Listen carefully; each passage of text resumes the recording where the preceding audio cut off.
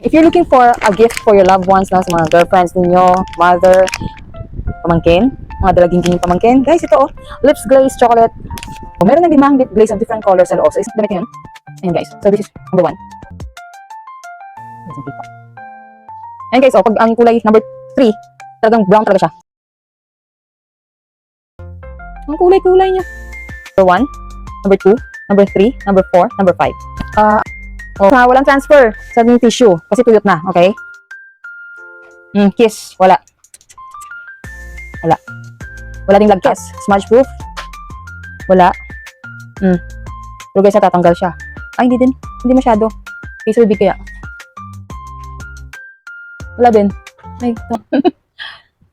Ayun, nalalasahan ko yung tissue. Ayun. Guys, ha, hindi siya waterproof. Madali siya matanggal pag tubig na, oh. Pag nabasa na siya. So, siguro ito, ang masasuggest ko lang, pag umiinom kayo ng coffee, no? Or umiinom kayo sa labas, slight lang pag inom, pa-sexy type.